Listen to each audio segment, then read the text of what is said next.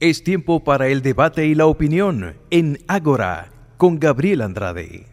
Seguimos en Ágora, me acompaña Javier de la Era.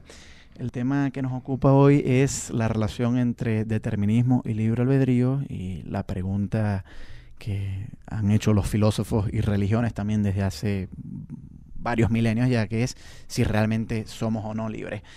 Hay algunos filósofos incluso, Javier, que dirían que esta pregunta puede ser incluso que esté mal planteada.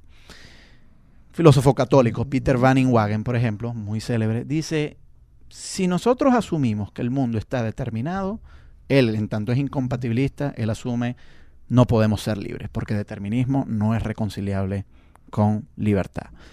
Pero Peter Van Inwagen también dice, pero si asumimos que el mundo no está determinado, entonces eso tampoco permite el libre albedrío, porque si el mundo no está regido por unas leyes causales y ocurren al azar nuestras conductas, entonces de ahí no puede venir tampoco la libertad. Y en función de ese gran dilema, Peter Van Inwagen dicen, el asunto del libre albedrío para mí es un tremendo misterio. Y Peter Van Inwagen es uno de los pocos filósofos que tiene la suficiente honestidad como para decir, yo no he encontrado ninguna respuesta y quizás nuestro aparato mental jamás tampoco va a encontrar respuesta al respecto. Yo no sé si seguir esta postura de Peter Van Inwagen. Yo me inclino a pensar más bien a la manera de los compatibilistas. Yo postulo que el mundo está determinado, pero que eso no necesariamente tiene que aniquilar nuestra libertad, siempre y cuando entendamos la libertad como la entienden los compatibilistas, es decir, como la capacidad de hacer aquello que procede de nuestra propia agencia. Ahora, esto tiene implicaciones firmes en el razonamiento moral, en la filosofía moral, la ética.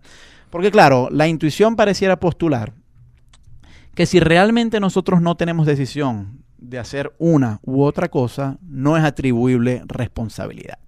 Y de hecho, cada vez más entre abogados y criminólogos existe una tendencia, yo diría un tanto perniciosa, de querer exculpar a los criminales invocando causas que están fuera de su control. Entonces, por ejemplo, hubo un caso muy famoso en los años, creo que fue 40 o 30 en Estados Unidos, de unos psicópatas que mataron a un muchacho, y entonces el abogado exitosamente trató de exculpar a estos muchachos, invocando que ellos desde pequeños habían sido maltratados y que, bueno, a una serie de condiciones prácticamente los empujaron a ellos al delito.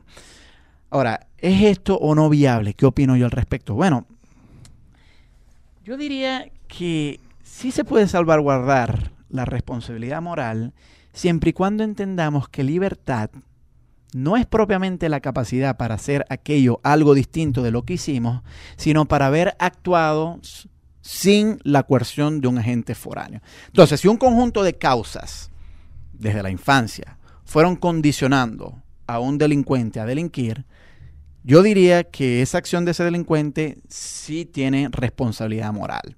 Ahora, si alguien le puso una pistola a ese delincuente para que fuera a matar a otra persona y si no lo hacía, lo mataban a él, entonces en ese caso está exento de responsabilidad moral. Porque claro, tenemos que entender un tipo de coerción que aniquila la libertad de un tipo de condicionamiento causal que no propiamente aniquila la libertad bajo el entendimiento de los compatibilistas. Bueno, obviamente yo no estoy de acuerdo con ese análisis. A mí me parece que tu análisis pues destruye toda posibilidad de responsabilidad personal y lo voy a tratar de reducir al absurdo. Si tú partes de un marco determinista universal en el sentido que has venido hablando hasta ahora, pues realmente desde el Big Bang estaba determinado que X persona le disparara a otra. Sí. Es cierto que puede darse el caso de que la concurrencia de causas hiciera que solamente la cadena causal pasara por esta persona que disparó, sin que pasara por otra que coaccionara a esta para que lo hiciera.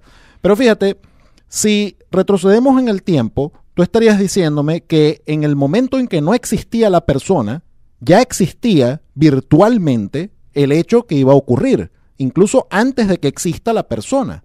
Sí. Ahora, yo particularmente no entiendo cómo se puede atribuir responsabilidad personal a una persona que ya viene previamente predeterminada desde antes de que existiera a que hiciera eso. Eso me parece que anula el concepto de responsabilidad personal. Bueno, yo creo que es atribuible en la medida en que esa persona lo hizo sin coacción de otra gente. Pero ciertamente tú tienes un argumento ahí de peso, o sea, yo no lo voy a descalificar porque ciertamente muchos filósofos han pensado como tú y veo el poder persuasivo que tiene. Pero también hay contraargumentos a eso que tú estás diciendo. Por ejemplo, el filósofo Harry Frankfurt ha postulado el siguiente escenario. Supongamos que el asesino de Kennedy apuntó y lo mató, pero antes de haber asesinado a Kennedy, una persona que quería controlar su conducta le implantó un chip de forma tal que si esa persona no asesinaba a Kennedy, él activaba ese chip y lo obligaba a matar a Kennedy. Ahora, esta persona eventualmente terminó matando a Kennedy. Pero si esa persona hubiese decidido no haber matado a Kennedy, igualito, el científico loco que le implantó el chip hubiese activado el chip y lo hubiese obligado a matar a Kennedy. La pregunta que se hace Frankfurt es la siguiente. ¿Pudo esta persona haber actuado distinto a como actuó bajo ese escenario? Y la respuesta de Frankfurt es no. No pudo haber actuado distinto. Si él hubiese decidido no matar a Kennedy, se le hubiese activado el chip, igualito hubiese matado a Kennedy. ¿Es atribuible moralmente esta persona por haber matado a Kennedy? Frankfurt dice sí, la decisión vino de él propiamente, independientemente de si tuvo o no una posibilidad alterna. De forma tal que Frankfurt diría no es necesaria una posibilidad alterna para salvaguardar la libertad. Y en ese sentido, pues las personas sí son moralmente atribuibles con sus actos. Pero fíjate que en el argumento que tú acabas de mencionar, tú sigues mencionando subrepticiamente que es atribuible una responsabilidad a esta persona, precisamente porque, oye, partió de él la cadena causal que contribuyó a la muerte de Kennedy en el ejemplo que tú estás diciendo. Oye, pero esto es difícil de entender en un marco compatibilista, porque realmente no se podría decir que la cadena causal empezó en esa persona, sino que empezó en el Big Bang o en el comienzo del universo. Entonces pareciera que se destruye la noción de responsabilidad individual. La única manera, por lo menos desde mi punto de vista, que yo veo de hacer sentido de la noción de responsabilidad personal es que la cadena causal empiece conmigo.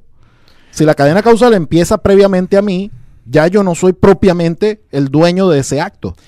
Javier, esto es un tema que pique se extiende. En un futuro te volvemos a invitar para que continuemos con este argumento. Te agradezco tu visita. Gracias por la invitación. Agradecemos también a Jasvi Díaz, que estuvo en la edición y montaje, Franklin Palmar en el control técnico. El profesor Jesús Urbina es el director de Luz Radio, Norelba Torres es nuestra productora y quien les habla, el profesor Gabriel Andrade, estuvo en la conducción. Que esté muy bien.